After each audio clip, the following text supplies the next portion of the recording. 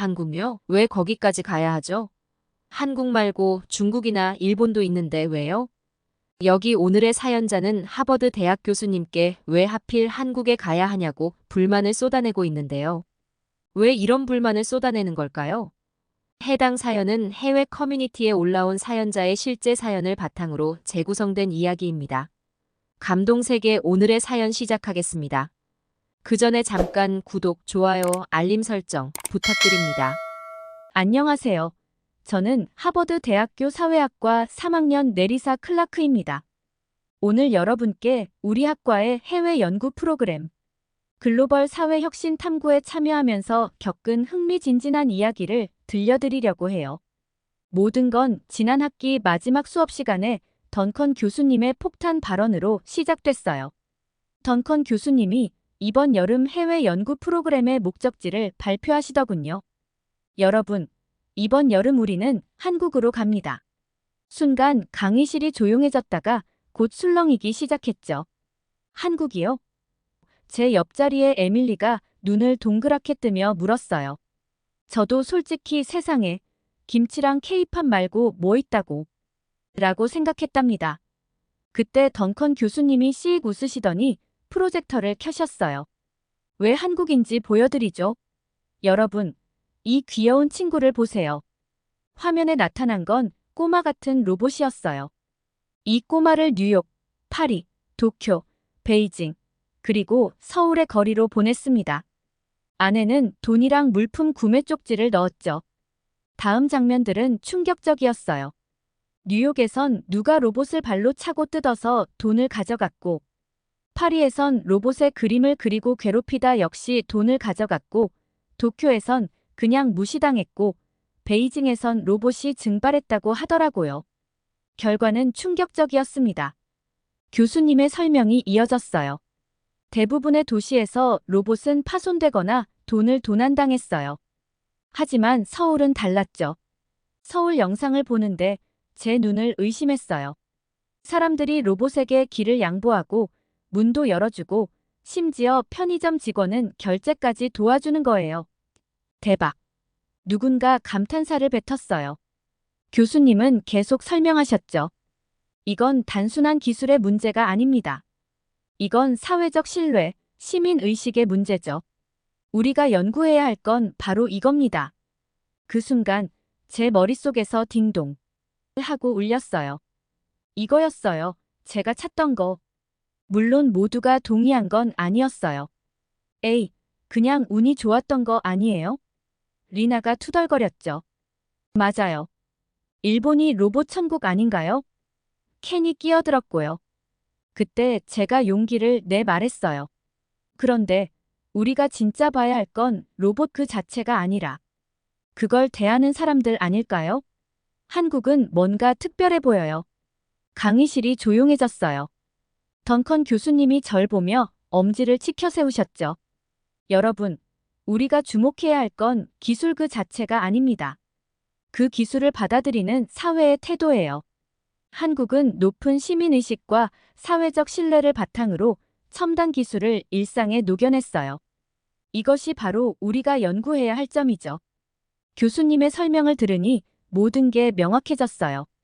우리가 한국에 가야 하는 이유, 그곳에서 무엇을 연구해야 하는지 말이에요. 그렇게 우리의 한국행이 결정됐어요. 사회적 신뢰와 기술 수용성, 한국의 무인 시스템을 중심으로 한 비교 문화 연구라는 주제로요. 인천국제공항에 발을 내딛는 순간 우리 하버드 연구팀 모두의 입에서 감탄사가 터져 나왔어요. 와, 이게 공항이야? 규모가 엄청나다. 에밀리가 눈을 동그랗게 뜨고 말했죠. 내리사, 봐봐. 저기 로봇이야. 정말이었어요.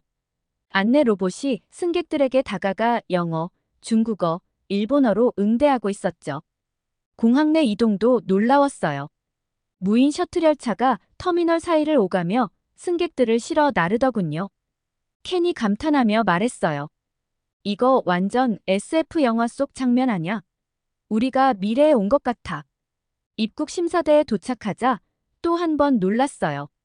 키오스크로 셀프 체크인이 가능했거든요. 잠깐이었지만 한국은 정말 무인 시스템을 일상에 깊이 통합시킨 느낌이 들었어요. 공항에서 서울로 향하는 길, 우리는 공항철도를 탔어요. 역시나 무인 발권기로 티켓을 구매했죠. 기차에 올라타자마자 와이파이에 자동으로 연결되더라고요. 제이슨이 놀라며 말했어요. 와, 무슨 무료 인터넷이 기차에서 연결될 수 있어? 그리고 이 속도 봐. 우리 하버드 도서관보다 빠르잖아. 창밖으로 스쳐 지나가는 도시 풍경을 보며 우리는 연구 주제에 대해 열띤 토론을 시작했어요. 근데 궁금한 게 있어. 에밀리가 말을 꺼냈어요. 이렇게 발달된 기술을 모든 시민들이 잘 사용할 수 있을까? 특히 노인분들은. 그 말에 우리 모두 고개를 끄덕였어요. 켄이 대답했죠. 좋은 지적이야.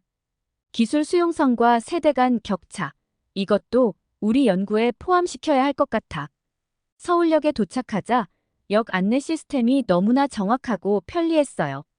심지어 역 안에 있는 편의점에서는 무인 계산대를 사용하고 있었죠. 저기 봐. 리나가 손가락으로 가리켰어요. 사람들이 키오스크 앞에서 전혀 어려워하지 않아. 마치 일상의 일부처럼 자연스럽게 사용하고 있어. 제이슨이 덧붙였어요. 그리고 봐. 저기 할머니도 무인 발권기를 사용하시는데 전혀 문제 없어 보여. 세대 간 격차가 생각보다 적은 것 같아. 우리는 서울역을 나서며 이 놀라운 경험들을 어떻게 연구에 녹여낼지 토론했어요. 제가 제안했죠. 우리가 본 이 모든 것들, 무인 시스템의 광범위한 도입, 시민들의 높은 수용성, 세대를 아우르는 기술 활용. 이 모든 게 한국의 사회적 신뢰와 어떤 관계가 있는지 깊이 있게 연구해 봐야 할 것 같아요. 서울에서의 첫날, 우리는 경복궁을 방문했어요. 솔직히 말하면 처음엔 그저 옛날 건물 구경하는 정도로 생각했죠. 하지만 경복궁에 발을 들이는 순간 제 생각이 얼마나 얕았는지 깨달았어요. 우리는 가이드 동준 씨의 제안으로 한복을 입고 궁궐을 둘러보기로 했죠. 와, SNS에서만 보던 한복을 직접 입어보다니. 제가 들뜬 목소리로 말했어요. 화려한 색상과 우아한 선의 한복을 입고 있자니 마치 타임슬립한 것 같은 기분이 들었죠. 그때 중국 유학생 리나가 불쑥 끼어들었어요. 그거 알아? 한복은 사실 중국 한푸에서 유래한 거야. 우리 전통 의상을 그대로 가져다 쓴 거지. 리나의 말에 우리 모두 당황했어요. 동준 씨가 차분하게 설명을 시작했죠. 한푸는 중국의 전통 의상으로 한 민족의 복식을 뜻해요. 넓은 소매와 교차되는 옷깃이 특징이죠. 한복과 비슷해 보일 수 있지만 각자의 독특한 특징이 있어요. 물론 역사적으로 영향을 주고받았지만 한복은 고유의 발전 과정을 거쳐 독자적인 아름다움을 가지게 되었습니다. 예를 들어 한복의 치마 길이나 저고리의 형태는 한국만의 특징이에요. 경복궁에 들어서자 우리 모두 감탄사를 연발했어요. 여기가 정말 600년도 더 된 건물들이라고. 저도 모르게 감탄이 나왔어요. 동준 씨는 열정적으로 경복궁의 역사를 설명해 주었고 특히 명성황후의 이야기는 저를 완전히 사로잡았죠. 19세기 말 근대화의 격변기에 살았던 강인한 여성의 이야기라니. 동준 씨의 설명을 들으며 저는 우리가 배워온 서구 중심의 역사관에 대해 다시 생각하게 됐어요. 명성황후는 조선의 마지막 황후로 매우 총명하고 정치적 수완이 뛰어난 분이었어요. 동준 씨가 설명했어요. 그녀는 서구 열강과 일본의 침략 속에서 조선의 독립을 지키기 위해 노력했죠. 하지만 안타깝게도 1895년 을미사변 때 일본군에 의해 잔인하게 살해당했습니다. 그럼 명성황후는 당시 조선의 개혁을 이끌려 했던 건가요? 제가 물었어요. 동준 씨는 고개를 끄덕이며 대답했죠. 맞습니다. 그녀는 매우 진보적인 생각을 가진 분이었죠. 하지만 그 시대의 한계와 외세의 압박 속에서 안타까운 죽음을 맞이했죠. 그의 설명을 들으며 을미사변에 대해 알게 됐어요. 일본군에 의해 궁궐 안에서 살해당한 황후의 이야기는 너무나 충격적이었죠. 그때 우리 팀의 일본 유학생 켄지가 불편한 듯 말했어요. 그건 일본의 입장에서 보면 다른 이야기예요. 명성황후는 러시아와 손잡고 일본을 견제하려 했죠. 그리고 그 사건은 그저 정치적 갈등의 결과일 뿐이에요. 켄지의 말에 우리 모두 경악했어요. 동준 씨는 심각한 표정으로 말했죠. 역사는 종종 승자의 관점에서 쓰이곤 합니다. 하지만 우리가 해야 할 일은 다양한 시각에서 역사를 바라보는 거예요. 그리고 어떤 경우에도 무고한 사람의 죽음을 정당화해서는 안 됩니다. 하지만 켄지는 전혀 수그러들 기미가 보이지 않았어요. 오히려 더 뾰루퉁한 표정을 지으며 말했죠. 난 그저 다른 시각을 제시한 것뿐이에요. 왜 일본의 입장은 고려하지 않는 거죠? 이건 공정한 연구가 아니에요. 켄지의 태도에 팀 전체의 분위기가 싸늘해졌어요. 우리는 서로 불편한 시선을 주고받았고 갑자기 경복궁의 아름다운 풍경도 흐릿해진 것 같았어요. 동준 씨는 상황을 감지하고 재빨리 주제를 바꿨어요. 자, 이제 다음 장소로 이동해 볼까요? 여기서는 조선시대의 과학기술을 볼 수 있답니다. 우리는 말없이 동준 씨를 따라가다가 경복궁의 아름다움에 푹 빠져 사진을 찍고 있었어요. 그때 저 멀리서 한 일본인 관광객 무리가 눈에 띄었죠. 그중 한 남성이 큰 소리로 불평하는 게 들렸어요. 이게 뭐가 대단하다는 거야? 일본 궁전이 훨씬 더 멋있다고. 그의 무례한 태도에 우리 모두 불편한 기색이 역력했어요. 켄지는 고개를 푹 숙인 채 아무 말도 하지 않았죠. 저는 그저 무시하고 다시 경복궁 구경에 집중하려 했어요. 그런데 그만 너무 놀라고 말았어요. 왜냐하면 그 일본인 남성이 뒤로 물러서다가 저를 세게 밀친 거예요. 예상치 못한 상황에 저는 그대로 넘어져 발목을 다치고 말았죠. 아야. 제가 고통스러워하며 소리쳤어요. 그때였어요. 동준 씨가 재빨리 다가와 저를 살폈죠. 괜찮으세요, 엘리사? 동준 씨는 제 다리를 유심히 보더니 병원에 가봐야 할 것 같은데요. 라고 말했어요. 그리고는 갑자기 저를 번쩍 안아들었어요. 저는 너무 놀라 아무 말도 못했죠. 동준 씨의 강한 팔에 안겨 있으니 갑자기 심장이 빠르게 뛰기 시작했어요. 잠깐만요. 다른 분들에게 알리고 올게요. 동준 씨가 말했어요. 그는 저를 조심스럽게 벤치에 앉힌 뒤 빠르게 우리 일행에게 상황을 설명했어요. 곧 그가 돌아와 다시 저를 번쩍 안아들었어요. 택시를 잡아야 해요. 괜찮으시죠? 그의 따뜻한 목소리에 저는 그만 얼굴이 붉어졌어요. 택시 안에서 동준 씨는 제 발목을 조심스럽게 살폈어요. 그의 손길이 닿을 때마다 이상한 전율이 느껴졌죠. 다행히 심한 건 아닌 것 같아요. 하지만 정확한 진단을 받아봐야 해요. 병원에서 검사를 받는 동안에도 그는 계속 곁에 있어 주었어요. 의사 선생님과 대화를 나누는 모습을 보니 그가 의학 지식이 꽤 있다는 게 느껴졌어요. 어떻게 이렇게 의학 지식이 많으세요? 제가 물었어요. 동준 씨는 쑥스러운 듯 웃으며 대답했어요. 아, 사실 저는 서울대 의대생이에요. 지금은 방학 중이라 가이드 아르바이트를 하고 있죠. 단순 염좌예요. 며칠 쉬면 괜찮아질 거예요. 의사 선생님의 말에 안도의 한숨을 쉬었어요. 치료를 마치고 나오는데 동준 씨가 물었어요. 호텔로 모셔다 드릴까요? 그의 부드러운 미소에 저도 모르게 고개를 끄덕였죠. 호텔 앞에 도착해서 동준 씨가 저를 부축해 주었어요. 그의 팔에 기대어 걸으면서 저는 이상하게 안전하다는 느낌이 들었어요. 내일 아침에 제가 와서 상태를 확인해 볼게요. 괜찮으시죠? 동준 씨가 물었어요. 네. 고마워요, 정말. 제가 쑥스럽게 대답했어요. 그가 떠난 후 저는 침대에 누워 오늘 있었던 일을 곱씹어 봤어요. 경복궁, 한복, 그리고 동준 씨. 갑자기 그의 따뜻한 미소가 떠올랐어요. 이런, 내가 지금 뭘 생각하는 거지? 저는 얼굴을 붉히며 이불을 뒤집어 썼어요. 하지만 가슴 한구석에서 내일 아침이 기다려지는 설렘을 감출 수 없었죠. 그때 갑자기 배에서 꼬르륵 소리가 났어요. 그새 배가 고파진 걸 깨달았죠.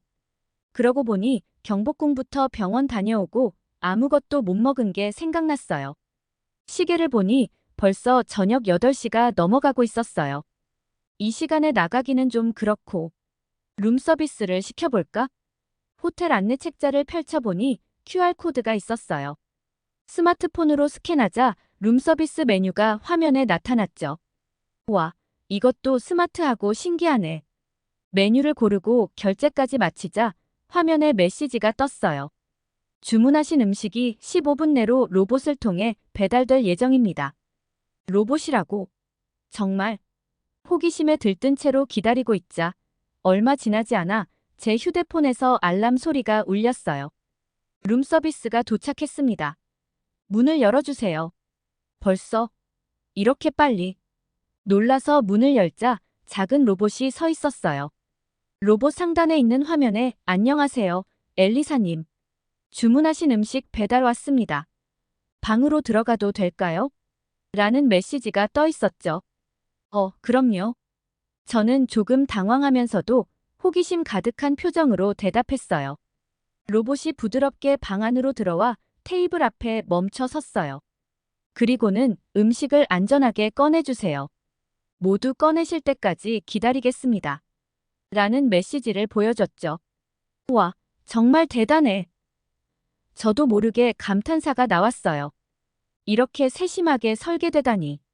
로봇의 상단이 열리자 따뜻한 음식이 나왔어요. 저는 조심스럽게 음식을 하나씩 꺼내 테이블에 놓았죠. 모든 음식을 꺼내고 나서야 로봇 화면에 수령 완료 버튼이 나타났어요. 버튼을 누르자 로봇이 맛있게 드세요. 즐거운 저녁 되세요. 라는 메시지와 함께 인사를 하고 조용히 방을 나갔어요. 문은 자동으로 부드럽게 닫혔죠. 테이블에 앉아 음식을 먹으며 저는 방금 경험한 놀라운 서비스에 대해 곰곰이 생각해 봤어요. 이 로봇은 단순히 음식을 배달하는 것을 넘어서 안전과 편의성, 그리고 고객의 프라이버시까지 세심하게 고려한 것 같았어요. 그렇게 저는 오늘을 마무리했답니다. 그리고 다음 날, 오늘은 우리 하버드 연구팀 전체가 한강에 가는 날이었어요. 동준 씨가 우리를 안내해 주기로 했죠. 아침 일찍 모두 모여 한강으로 향했어요. 한강에 도착하자마자 저는 깜짝 놀랐어요. 강변을 따라 펼쳐진 공원과 자전거 도로, 그리고 강 너머로 보이는 고층 빌딩들이 환상적인 풍경을 만들어냈거든요. 와, 정말 아름답네요. 제가 감탄했어요. 그리고 주변을 둘러보며 덧붙였죠. 자전거 타는 사람이 참 많네요. 제 옆에 있던 에밀리가 흥분된 목소리로 말했어요. 이게 바로 그 유명한 한강이구나. 사진으로 본 것보다 훨씬 더 멋져. 그러게, 제이슨이 동의하며 말했어요. 저기 보이는 고층 빌딩들은 뭐예요? 서울의 랜드마크인가요? 동준 씨가 미소 지으며 설명해 주었어요. 네, 맞아요.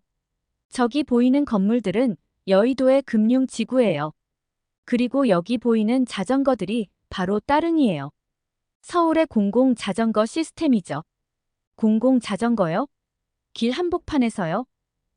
우린 모두 너무 놀라 합창하듯 한 목소리를 내었죠.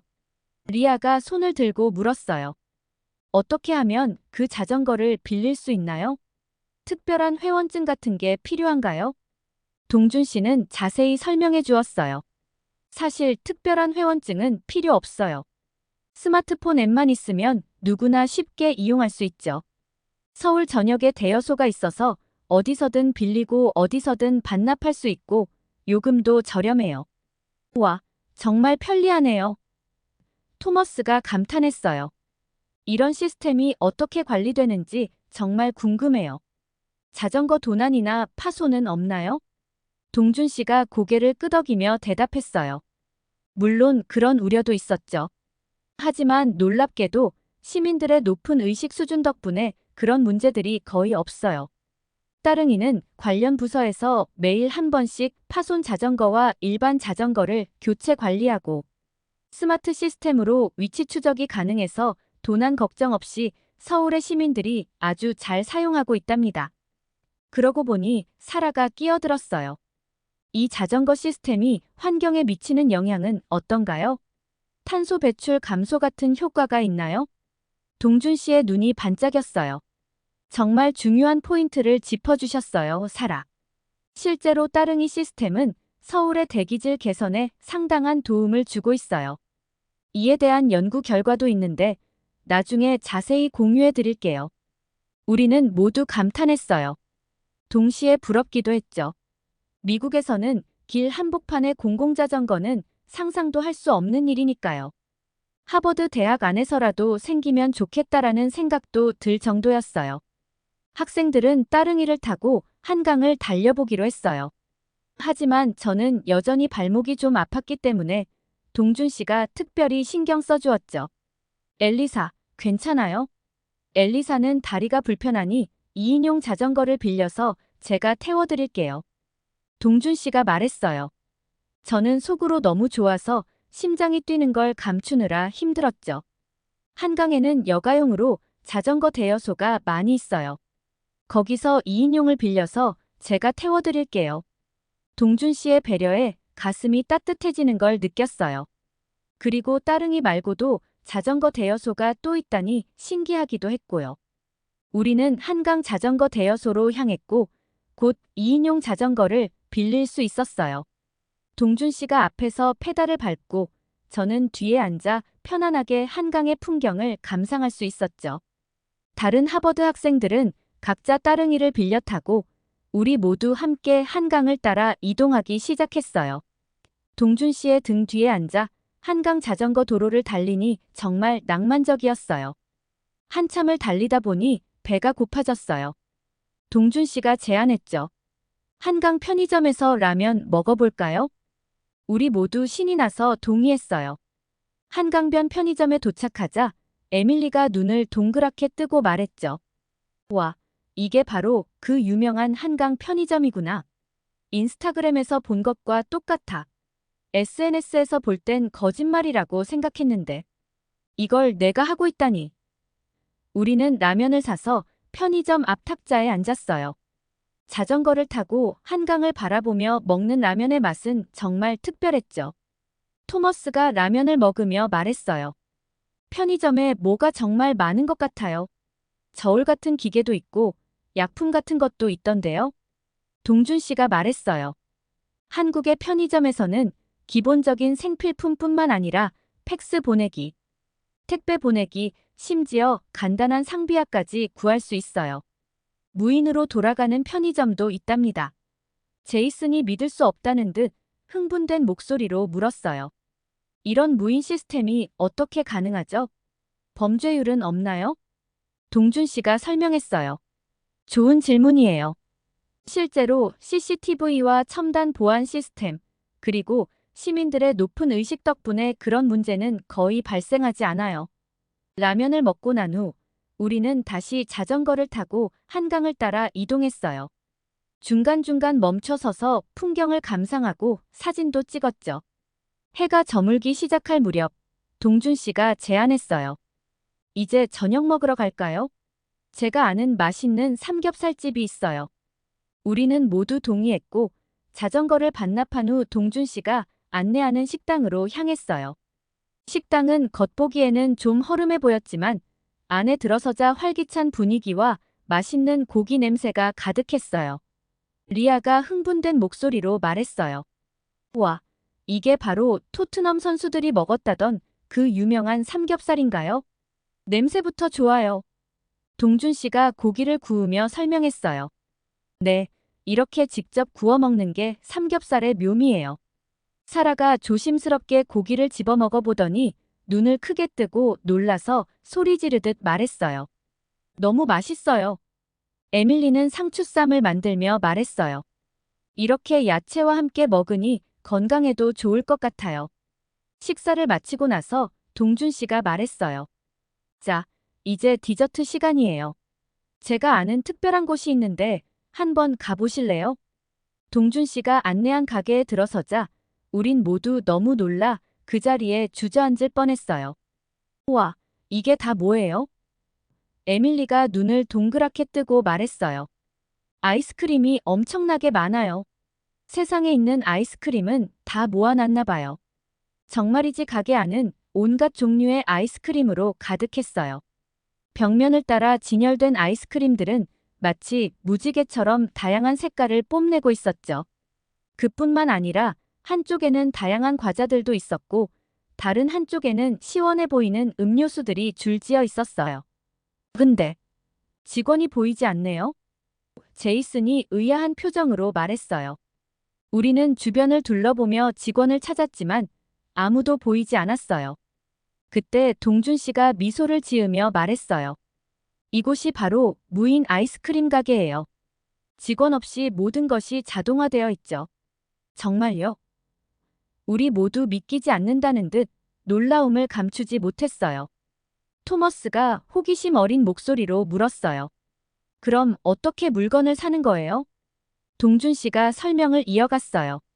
저기 키오스크가 있어요. 거기서 원하는 제품을 고르고 결제까지 할 수 있어요. 모든 과정이 자동화되어 있죠. 우리는 각자 원하는 아이스크림과 음료를 골랐고 키오스크를 통해 주문과 결제를 했어요. 모두가 감탄했죠. 사라가 아이스크림을 먹으며 말했어요. 이런 무인 시스템이 우리 생활을 얼마나 편리하게 할 수 있는지 실감나요. 하지만 동시에 너무 부러워요. 미국에서는 이 시간에 돌아다니는 것도 불가능한데 대낮이라도 이런 무인 공간이 있으면 아이스크림과 키오스크는 하나도 남아있지 않을 거예요. 너무 슬픈 현실이네요. 리아가 덧붙였어요. 맞아. 한국은 참 신기하고 부러운 나라야. 밤에 돌아다닐 수 있는 게 가장 부럽기도 하지만 공공자전거에 필요하면 24시간 편의점, 아이스크림 가게에 갈 수 있다니. 리아가 슬픈 듯 말끝을 흐렸어요. 우리는 맛있는 아이스크림을 먹으며 한강 야경을 감상했어요. 이 특별한 경험이 우리의 연구에 새로운 통찰을 줄 거라는 확신이 들었어요. 우리는 이런 자유롭고 안전한 환경이 너무나도 감동적이어서 저와 친구들은 한국에서의 이런 순간들을 더욱 소중하게 기억하기로 했습니다. 한강에서의 경험은 한국의 편리함과 안전함, 그리고 따뜻한 분위기를 직접 느낄 수 있었던 특별한 순간이었죠.